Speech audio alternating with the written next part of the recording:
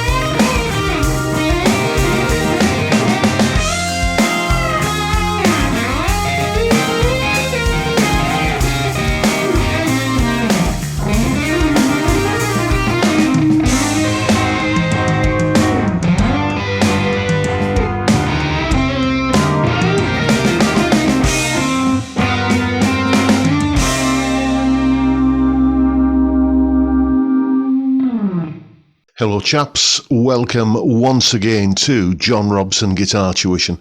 As always, I do hope you're well. What you just heard there was me having a bit of fun with this guitar here. This is my latest acquisition, a rather wonderful Harley Benton SC552. I did a full review of it on Thursday, and if you missed that, I'll link to that video in the description of this one, so you can see exactly what it is that makes me so keen on this guitar. Anyway, let's cut straight to the chase. If you saw the video on Thursday, you'll have heard a little bit of that solo that just kicked off this video at the end rather of Thursday's video, and I said I'd be doing a bit of a breakdown on it today. So there's the solo. Now let's have a look at what exactly I was doing in the solo. Okay, first of all, please excuse the shorts. It is a very, very, very warm day here today, and I took drastic action and put on a pair of shorts. They've actually been in the wardrobe since the last lot of hot weather that we had, which was about this time last year, and somehow or other, in that time, they've managed to get tighter. They must have shrunk while they were hung in the wardrobe. No other explanation. Anyway, let's have a look at what's going on in this solo. Basically, there's the chord sequence on screen, so you can see it's essentially a minor 12 bar in C. You've got C minor 7, F minor 7, and then this little kind of minor blues turnaround going to the A flat 7, to the G7, C minor 7, and then turning it around on the G7 chord. So, not surprisingly, I'm using a lot of C minor pentatonic for this. I play quite a bit of the solo around pattern 1.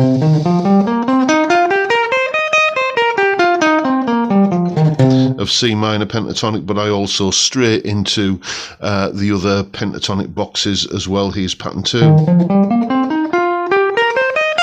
pattern 3, pattern 4, 5, and back to 1 again. That's largely what's going on in the solo. C minor pentatonic 4 chord sequence that's based largely around a C minor kind of feel. I do, however, stray out of those pentatonic boxes in a few places, basically just to grab some notes from the underlying chords. So for instance, when it goes from C minor 7 to the F minor 7, I've got access to this A flat note here.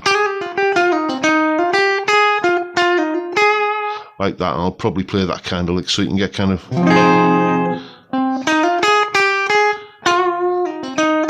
And then, you know, just finding where that A flat is in other octaves, you know, so fairly obviously there. And if you know your octave kind of repeating patterns, that note there is going to be the same as that note there, so that's where you can add it as well. And just see where else you can find that A flat note elsewhere on the fretboard. It's pretty easy to do if you know that the notes in the scale are C, E flat, F, G and B flat. So if you know that's a G note there, you know A flat is going to be there essentially. Just these little things that you can do like this to look for a note that's going to be useful to you in this particular setting, you know, and then use it, and it enhances the sound that you're making.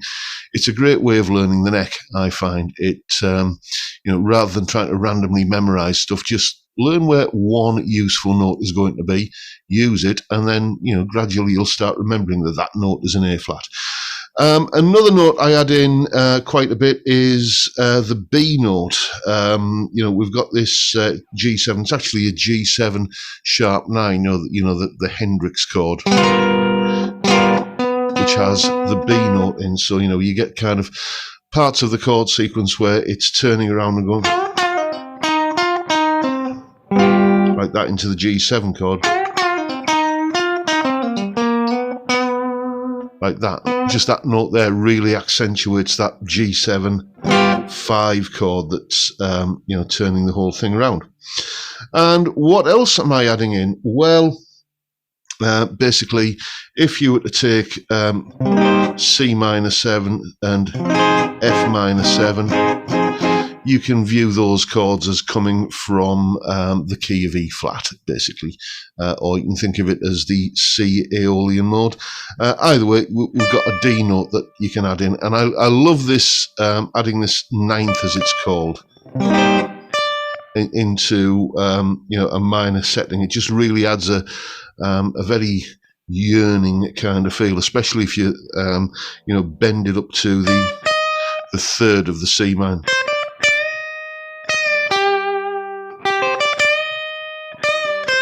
You know, you can start hearing all kinds of Gary Mooreisms coming out there. And that's largely it, really. I'm just thinking mainly in terms of C minor pentatonic and grabbing chord notes. Another one, actually, that I go for quite a bit in the solo is when it goes to that sort of turnaround part where there's the A flat 7th. A flat 7th has this G flat note in it.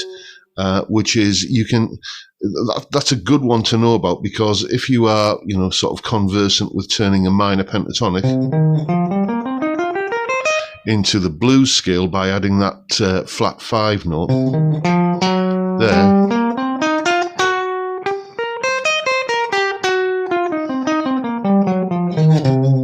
like that, then usually you don't tend to hang around on that flat and 5th note. You know, you'll probably play something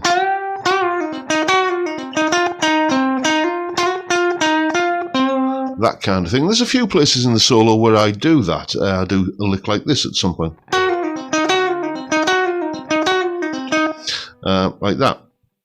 But when it goes to that A flat 7 chord, that's a really good note to just kind of hang on to, you know, so you can hear maybe.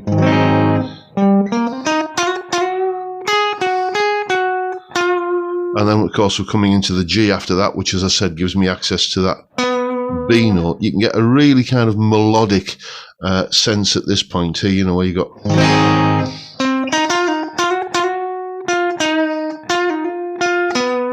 there's the B note.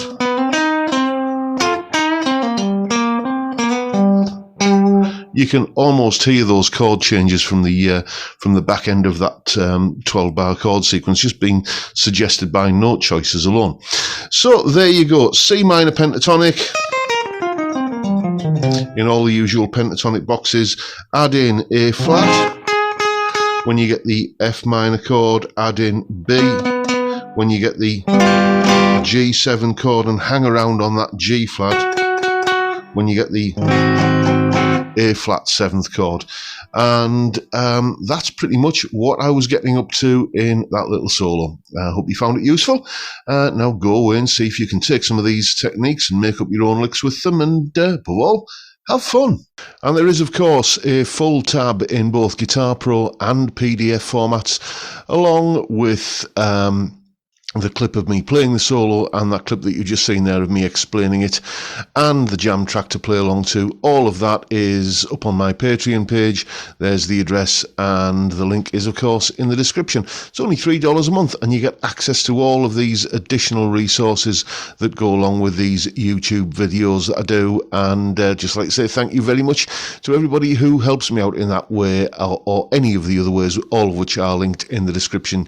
There's, courses. You can buy a fret zealot and get a little bit of a discount on that. You can even buy some rather wonderful genuine gemstone handmade jewellery made by my lovely missus. As I say, all linked down in the description. Thank you so much, as I say, to everybody who supports me, and thank you in advance if you're thinking about doing it. And that is pretty much it for today, folks. Hope you've enjoyed the video, found it useful, informative, and maybe even a little bit inspiring. And if you have, please hit the subscribe button and the notification bell if you haven't already done so. And why not give me a like while you're at it? But for now, I'll bid you all a good day and say thank you so much for watching. Thank you for your time.